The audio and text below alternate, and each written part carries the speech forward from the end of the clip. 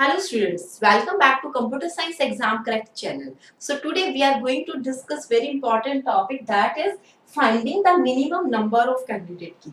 आपके पास relation given है, उस रिलेशन में से आपको फाइंड करना है कितनी मिनिमम आपके पास यहाँ पर कैंडिडेट की हो सकती है पर्टिकुलर रिलेशन से. ठीक है, तो अगर आप किसी कॉम्पिटिटिव एग्जाम की तैयारी कर रहे हैं, गेट और नेट में तो ये क्वेश्चंस यूजुअली पूछे ही जाते हैं.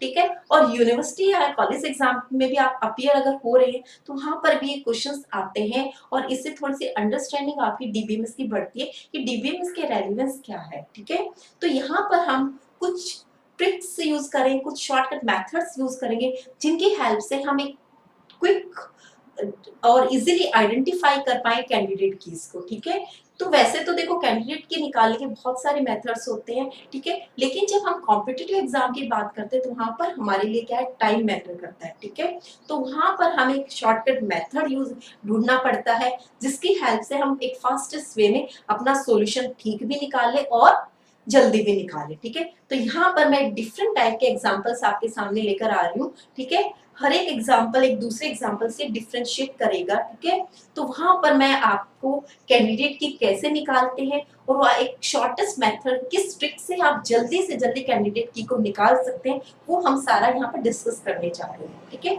ऑलरेडी मैं कैंडिडेट की से रिलेटेड एक वीडियो अपलोड कर चुकी हूँ. वहां पर मैंने आपको मेथड बता रखा है और कैंडिडेट की क्या होती है वो भी मैंने बता रखा है. ठीक है, तो यहाँ पर हम शॉर्टकट मेथड्स ट्राई करेंगे. तो कुछ प्रैक्टिस क्वेश्चंस हैं यहाँ पर, तो चलिए स्टार्ट करते हैं. फर्स्ट क्वेश्चन से, ये आपके पास रिलेशन गिवन है. इस रिलेशन में आपके पास चार एट्रीब्यूट्स और ये फंक्शनल डिपेंडेंसी गिवन है. ठीक है, तो सबसे पहले आपको क्या करना है, शॉर्टकट मेथड से काम करते हैं.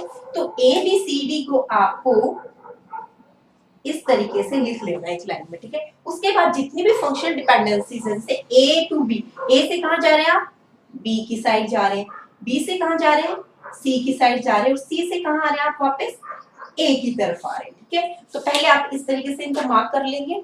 अब उसके बाद हमारे पास क्या होगा कि आपको इस यहाँ मार्क करने के बाद आपको चेक करना है कि कौन सा ऐसा एट्रीब्यूट है जिसमें कोई इनकमिंग एरो नहीं है.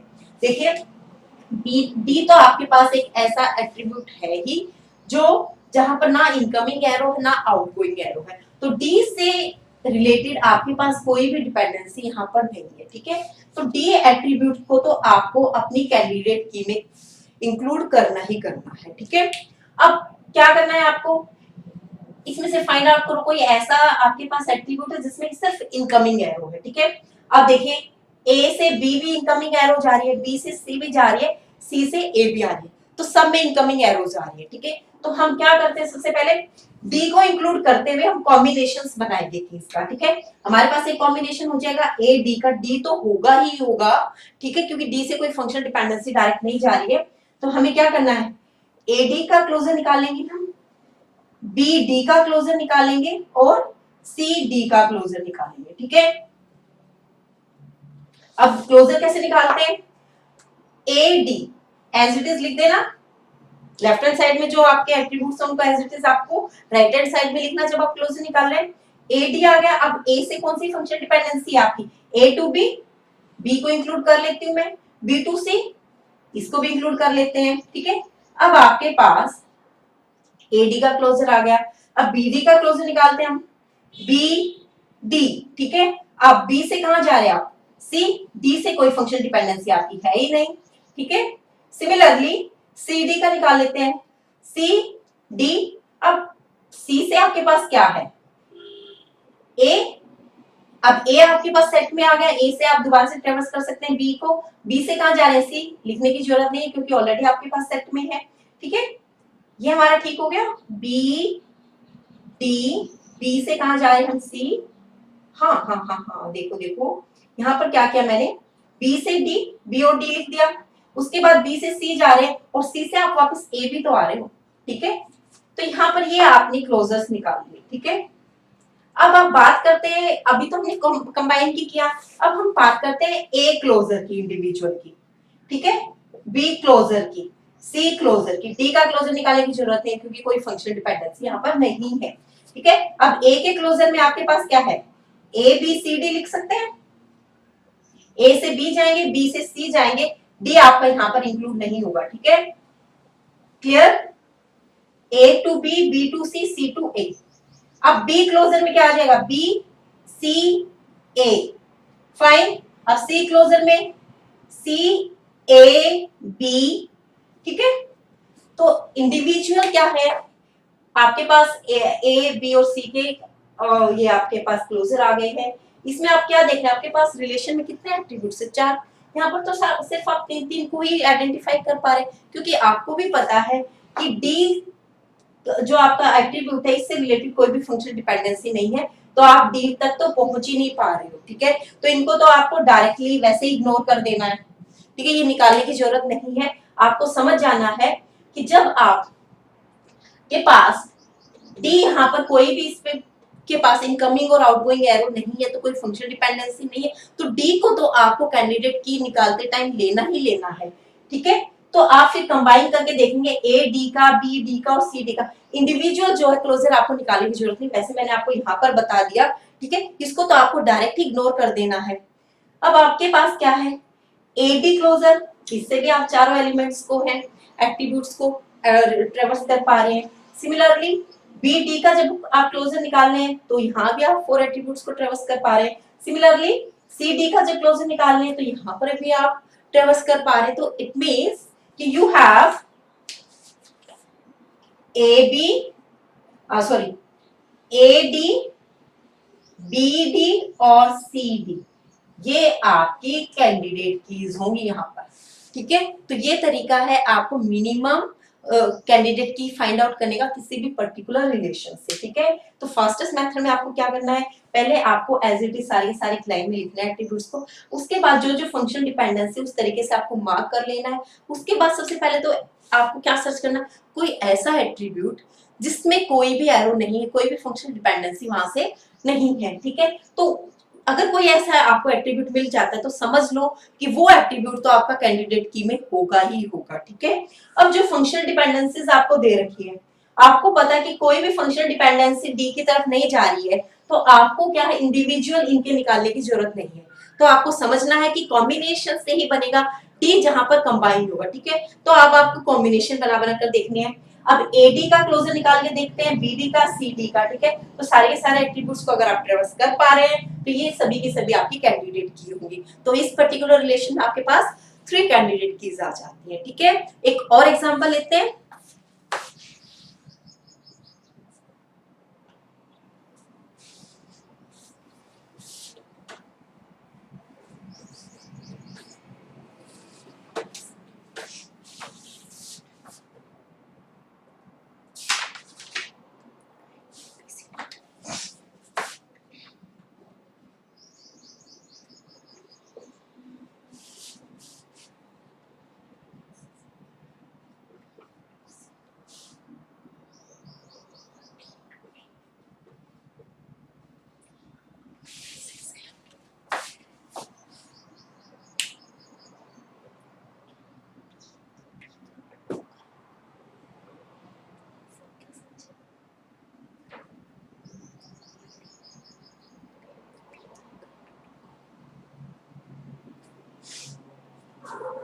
Yes, students, this is our second example.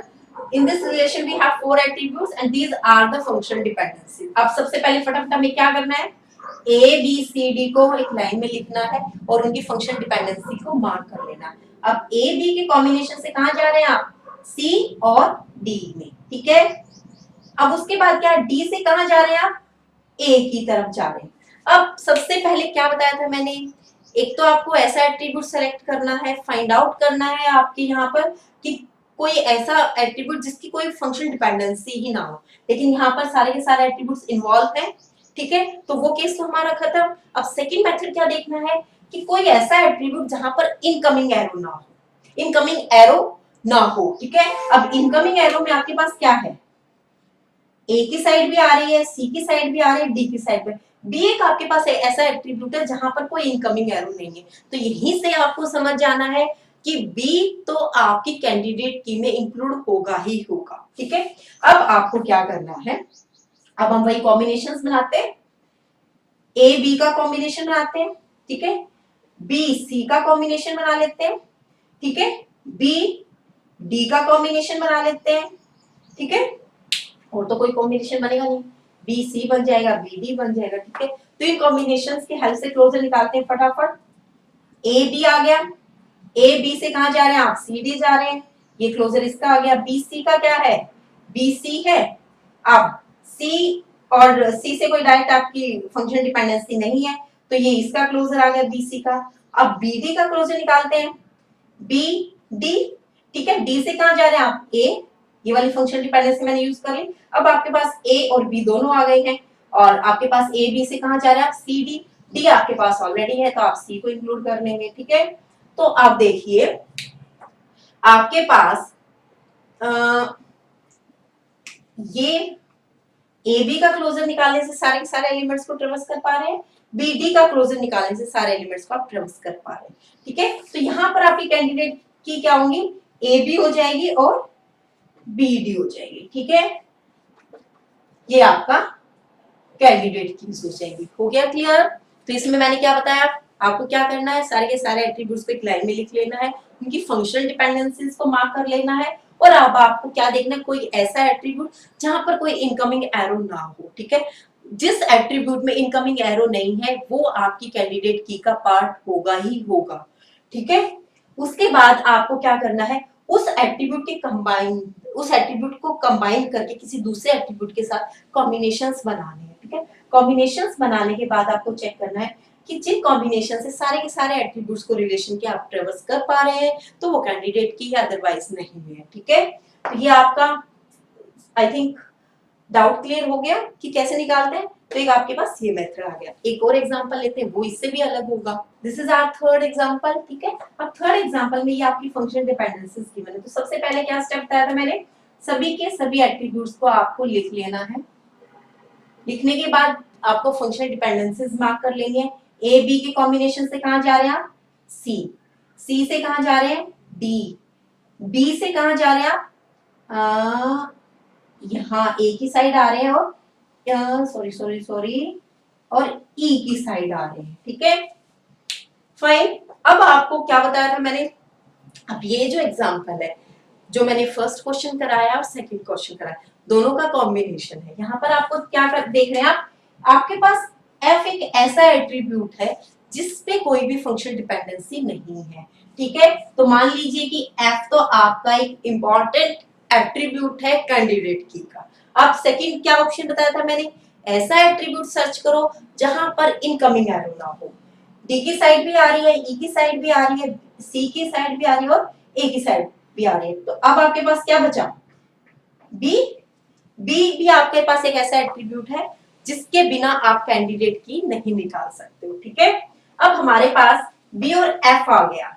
अब हमें क्या करना है, अब इनका क्लोजर निकाल लेते हैं।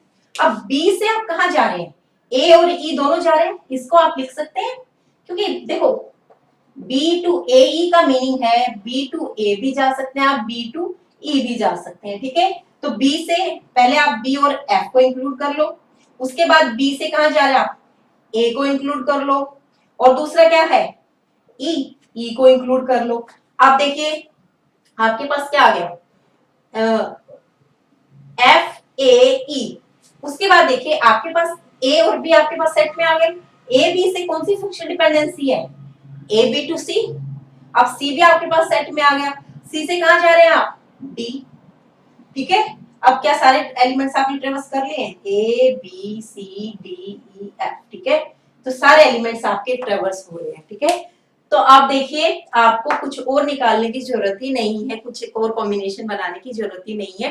तो यहाँ पर बी एफ से ही आप क्या है, सारे के सारे एलिमेंट्स को ट्रेवर्स कर पा रहे हैं। तो ये आपका थर्ड क्वेश्चन था, और थर्ड टाइप की कि किस किस टाइप से क्वेश्चंस पूछे जाते हैं, ठीक है। अब एक और एग्जांपल देख लेते हैं। This is our fourth question, ठीक है। अब इसमें आपको क्या करना है, कैंडिडेट की निकालने के लिए सारे के सारे एलिमेंट्स को हम लिख लेते हैं, उनकी फंक्शन डिपेंडेंसीज को मार्क कर लेते हैं। ए बी के कॉम्बिनेशन से कहां जा रहे हैं, सी, बी से कहां जा रहे हैं आप, डी, बी और सी के कॉम्बिनेशन से कहां जा रहे हैं आप, इन दोनों के कॉम्बिनेशन से आप जा रहे हैं यहां पर, ठीक है। और डी के कॉम्बिनेशन से कहां जा रहे हैं आप, ई और एफ जा रहे हैं, ठीक है। अब आपको क्या बताया मैंने, फर्स्ट तो आपको ऐसा एट्रीब्यूट सर्च करना है जिसपे कोई फंक्शन डिपेंडेंसी ना हो, लेकिन यहाँ तो वो केस तो आपके पास क्या है, ई और एफ भी इंक्लूड हो रहे हैं, सभी के सभी एट्रीब्यूट्स इंक्लूड हो रहे हैं, तो वो चॉइस तो हमारी खत्म हो गई। अब आपको सेकेंड ऑप्शन क्या देखना है, वो एलिमेंट सर्च करने हैं जहां पर इनकमिंग एरो नहीं है। तो इनकमिंग एरो देखिए ए की साइड भी आ रही है, बी की साइड कोई नहीं है, ठीक है, सी की तरफ भी आ रही है, डी में भी है, ई में भी है, एफ में भी है। इट मीन्स क्या होगा, बी आपके पास एक ऐसा एट्रीब्यूट होगा जो आपकी कैंडिडेट की का पार्ट होगा ही होगा, ठीक है। तो अब हमें क्या करना है, कॉम्बिनेशन से चलेंगे भाई, और क्या कर सकते हैं, ठीक है। अब ए बी क्लोजर निकाल लेते हैं। अब ए बी क्लोजर निकालने में ए बी सी, अब आपके पास क्या हो गया, बीसी आ गया, बीसी से ए ऑलरेडी है, आपको इंक्लूड नहीं कर सकते आप, बी है आपके पास, तो आप इस फंक्शनल डिपेंडेंसी के बेस पर यहाँ पे डी इंक्लूड कर सकते हैं, और अगर डी है तो आपके पास ई और एफ जाने का रास्ता है, ठीक है। तो ये आपका क्लोजर आ गया ए बी का। सिमिलरली आप क्या करेंगे, बीसी का क्लोजर निकाल लेते हैं। अब बीसी के क्लोजर में बी सी, ठीक है, बीसी से कहां जा रहे हैं, ए, और आप ए और बी से कहां जा रहे हैं, सी। अब बी से एक और फंक्शन डिपेंडेंसी, बी से डी, डी चले गए, डी से कहां जा रहे हैं आप, ई और एफ जा रहे हैं, ये भी आपकी फंक्शन डिपेंडेंसी बन गई है। अब क्या करते हैं, बी और डी को लिख लेते हैं, ठीक है। अब बी और डी में क्या करना है, बी आ गया, डी आ गया, ठीक है। अब बी से डी भी आपके पास आ गई है, अकेला क्या है, डी है आपके पास फंक्शन डिपेंडेंसी है, डी से आप ई और एफ की तरफ जा रहे हैं। अब बीसी से ए है, बीसी तो आपके पास दोनों कंबाइन है नहीं, तो आप ए को ट्रेवर्स नहीं कर पाएंगे, ठीक है, और ए भी नहीं है, तो बी डी का जो क्लोजर आएगा यहाँ पर बी डी ई एफ आएगा, ठीक है। अब एक और चॉइस आपके क्या बचती है, बी तो इंक्लूड करना ही करना है, बी ई निकाल लेते हैं, ठीक है, फिर बी एफ निकाल लेते हैं, ठीक है। अब बी निकालते हैं, बी से बी गए, डी गए, डी से ये तो इंक्लूड करना ही है, आपको क्या करना था, पहले आपको बी और ई तो लिखना ही था जो मैंने आपको बताया था क्लोजर में। अब बी से कहां जा रहे हैं आप, डी जा रहे हैं, तो मैंने इस डी को इंक्लूड कर दिया। अब मेरे पास बी और डी दोनों आ गए। अब मेरे पास डी से एक फंक्शन डिपेंडेंसी है ई और एफ की, वो मैंने लिख दी है, ठीक है। अब मेरे पास क्या है, बी और सी से मैं जा रही हूँ ए की तरफ, ठीक है, लेकिन मेरे पास सी नहीं है, तो मैं ए को ट्रेवर्स नहीं कर पा रही हूँ, छोड़ देते हैं इसे। अब करते हैं बी एफ से, बी एफ में क्या है, बी एफ, बी से कहां गए हम, डी गए, डी से कहां गए, ई और एफ गए, उसके बाद मेरे पास ए तक जाने का कोई रास्ता नहीं है, ठीक है। तो ये फंक्शन डिपेंडेंसी होगी मेरी, फाइन। आप चेक करो कौन से ऐसे क्लोजर, कौन सी ऐसी कीज है जो सारे के सारे एलिमेंट को ट्रेवर्स कर पा रहे हैं। तो हम क्या देख रहे हैं, ए बी से सारे एलिमेंट्स को आप ट्रेवर्स कर पा रहे हैं रिलेशन के, और बी सी से कर पा रहे हैं। तो यहाँ पर जो कैंडिडेट की होंगी आपकी, वो क्या होंगी, ए बी और बी सी, ठीक है। तो ये आपकी यहाँ पर कैंडिडेट की आ जाएगी, फाइन। तो ये कुछ एग्जांपल्स थे, तो यहाँ पर कुछ मैंने ट्रिक्स बताई हैं आपको। पहली ट्रिक क्या देखनी है आपको, जब आप फंक्शनल डिपेंडेंसीज मार्क कर लेते हैं, उसके बाद आपको चेक करना है कोई ऐसा एट्रीब्यूट अगर बचा है जो आपकी किसी भी फंक्शनल डिपेंडेंसी में यूज नहीं हुआ, अकेला है, ठीक है, कोई इनकमिंग या आउटगोइंग एरो वहां से नहीं है, तो वो जो एलिमेंट होगा वो आपका असेंशियल एट्रीब्यूट होगा, वो आपकी फंक्शन सॉरी आपकी जो कैंडिडेट की है उसका पार्ट होगा ही होगा, ठीक है। अब उस एट्रीब्यूट को लेकर आपको कंबाइन करके आपको कैंडिडेट कीज निकालनी है, ठीक है। अब दूसरी ट्रिक क्या बताई थी कि अगर कोई ऐसा एलिमेंट नहीं आता है आपका, तो सेकंड चॉइस क्या है, आपको वो एट्रीब्यूट सर्च करने हैं जहां पर कोई इनकमिंग एरो नहीं है, ठीक है। इनकमिंग एरो नहीं है इसका मतलब क्या होगा कि वो भी आपके रिलेशन का एक असेंशियल एट्रीब्यूट होगा जिसकी किसी फर्दर किसी एट्रीब्यूट के साथ डिपेंडेंसी नहीं है, ठीक है। तो वो एट्रीब्यूट भी आपका कैंडिडेट की का पार्ट होगा, जैसा आपका सेकंड एग्जांपल था, ठीक है। अब आपको क्या करना है कि दोनों मेथड्स अगर आपके पास नहीं आ रहे हैं तो हमारे पास एक ही सॉल्यूशन बचता है कि आपको क्या करना है, वन बाय वन क्लोजर निकालने पड़ेंगे, ठीक है। इंडिविजुअल जितने एट्रीब्यूट्स हैं उनके क्लोजर निकालोगे आप, कंबाइन करके क्लोजर निकालोगे, ठीक है। तो जो आपका ये तो आपका लॉन्गेस्ट मेथड है ही है, ठीक है। जब आपकी दोनों ट्रिक्स फेल हो जाती हैं तो आपको फिर क्या करना पड़ेगा कि आपको एक मेथड ऐसा फाइंड आउट करना पड़ेगा कि जहां पर आपको हर एक एलिमेंट का, हर एक एट्रीब्यूट का क्लोजर निकालना पड़ेगा, फिर उनका कंबाइन करके क्लोजर निकालने पड़ेंगे, ठीक है। ये तो हमारा सबसे ये लगा लो कि वर्स्ट केस जाता है, ठीक है, कि इस टाइप के क्वेश्चंस कम ही होते हैं, क्योंकि आप जब फंक्शन डिपेंडेंसी जब मार्क करते हैं ना, तो कहीं ना कहीं आपको इस टाइप के एट्रीब्यूट्स जरूर मिलेंगे जो इंडिविजुअल एकदम से सेपरेट होंगे, जहां पर कोई फंक्शन डिपेंडेंसी नहीं होगी, या फिर कोई ऐसा एट्रीब्यूट जहां पर इनकमिंग एरर नहीं होगी। ये तो एक वर्स्ट केस में आएगा, ठीक है। तो आपको क्या करना है कि आपको इन सभी क्वेश्चंस की प्रैक्टिस करनी है, क्लोजर निकालना आपको आना चाहिए। क्लोजर के रिस्पेक्ट में मैंने आपको ऑलरेडी 2 वीडियो शायद मैं अपलोड कर चुकी हूँ, अगर फिर भी कोई डाउट है तो फिर एक और वीडियो बना दूंगी, आप मुझे कमेंट कर देना, ठीक है। तो क्लोजर पे आप अगर आपका होल्ड है तो आप क्या करेंगे, जल्दी से जल्दी आप एक जल्दी आप फास्टेस्ट वे में निकाल लेंगे, ठीक है। तो ये आपका एक वर्स्ट रहेगा, ठीक है। और जो ट्रिक्स हैं वो मैंने आपको बता दी है, उनका ध्यान करते हुए पहले आप उन्हीं मेथड्स को अप्लाई करो, अगर नहीं होती तो भाई हमारे पास सबसे ये लॉन्गेस्ट मेथड तो ये है ही है, इसका आपको इस तरीके से करना पड़ेगा। आई होप कि आप इन सब मेथड्स की प्रैक्टिस करें। तो आज के लिए इतना ही, आगे मिलते हैं नेक्स्ट वीडियो में।